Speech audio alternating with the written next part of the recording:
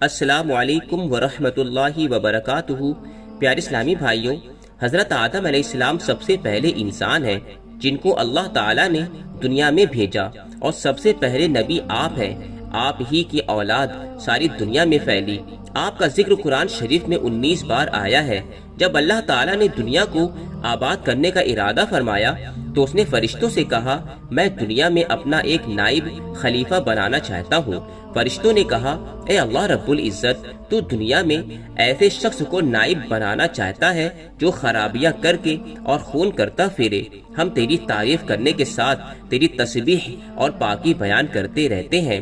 تو اللہ تعالیٰ نے فرمایا، میں وہ باتیں جانتا ہوں جو تم نہیں جانتے۔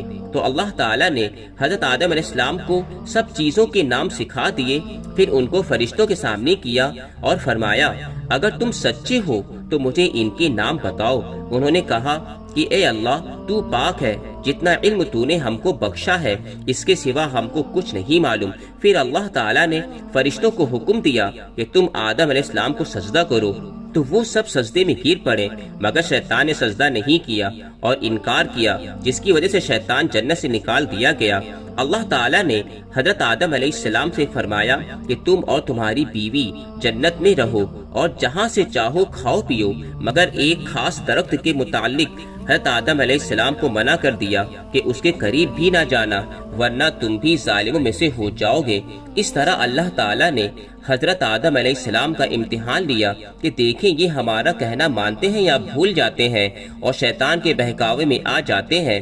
شیطان جو پہلے ہی حضرت آدم علیہ السلام سے ناراض تھا کہ ان کی وجہ سے وہ اللہ تعالیٰ کے دربار سے نکالا گیا، اور خدا تعالیٰ کی لعنت اس پر ہوئی، اور اس نے قسم کھائی تھی کہ میں حضرت آدم علیہ السلام اور اس کی اولاد کو قیامت تک بہکاتا رہوں گا کہ اللہ تعالیٰ کا کہنا نہ مانے اور خوب برائیاں پھیلائیں۔ وہ حضرت آدم علیہ السلام اور ان کی بیوی حضرت حوا علیہ السلام کو برابر بہکاتا رہا کہ اس درخت کا پھل تم ضرور کھاؤ، اس کے کھانے سے تم فرشتہ بن جاؤ گے، جنت میں سے کبھی نہ نکالے جاؤ گے۔ آخر کار ایک دن حضرت آدم علیہ السلام اور حضرت حوا علیہ السلام نے لغزشاً اس درخت کا پھل کھا لیا۔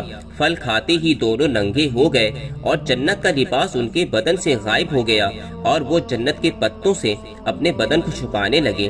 اللہ تعالیٰ نے حضرت آدم علیہ السلام سے فرمایا کہ ہم نے کہہ دیا تھا کہ اس درخت کے پاس بھی نہ جانا اور شیطان کے کہنے میں نہ آنا، وہ تمہارا کھلا ہوا دشمن ہے، تم اس کے کہنے میں آ گئے، اب تم اور حوا جنت سے چلے جاؤ اور دنیا میں جا کر رہو۔ حضرت آدم علیہ السلام کو جنت سے نکلنے اور شیطان کے بہکاوے میں آنے کا بہت رنج ہوا، اور بہت عرصہ تک اللہ تعالیٰ سے معافی مانگتے رہے اور روتے رہے کہ اللہ تعالیٰ مجھے معاف فرما دے۔ آخر اللہ تعالیٰ کو رحم آیا اور حضرت آدم علیہ السلام کو یہ دعا سکھائی کہ اے ہمارے رب، ہم نے اپنے اوپر ظلم کیا اور تو ہم پر رحم نہیں کرے گا تو ہم بڑا نقصان اٹھانے والوں میں سے ہو جائیں گے۔ تو حضرت آدم علیہ السلام نے یہ دعا نبی پاک صلی اللہ علیہ وسلم کے وسیلے سے بہت گلگلا کر مانگی، اور اللہ تعالیٰ تو بہت رحم کرنے والا ہے۔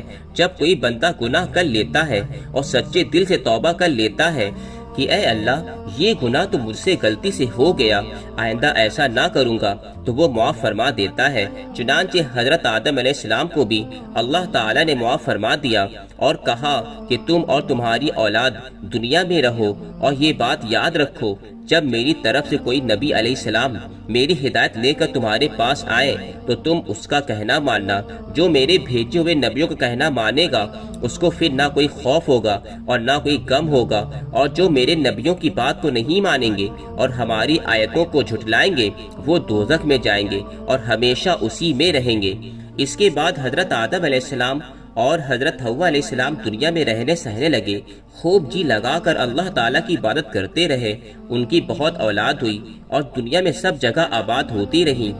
حضرت آدم علیہ السلام اپنی اولاد کو یہی بات بتاتے رہے کہ تم کبھی شیطان کے بہکاوے میں نہ آنا، وہ ہمارا دشمن ہے اور ہم کو بری باتیں کرنے کے لیے بہکاتا رہتا ہے۔ ہمیشہ اللہ کی عبادت کرنا، سچ بولنا، کسی پر ظلم نہ کرنا، ایک دوسرے کے نیک کاموں میں مدد کرتے رہنا۔ آخر کار حضرت آدم علیہ السلام 1000 سال زندہ رہ کر وفات پا گئے۔ سامعین کرام، یہ حضرت آدم علیہ السلام کی ایک چھوٹی سی سٹوری تھی۔ اسی طرح کی اچھی اچھی باتیں اور اچھی اچھی سٹوری سننے کے لیے ہمارے چینل دینی روایت کو ضرور سبسکرائب کر لیں۔ السلام علیکم ورحمۃ اللہ وبرکاتہ۔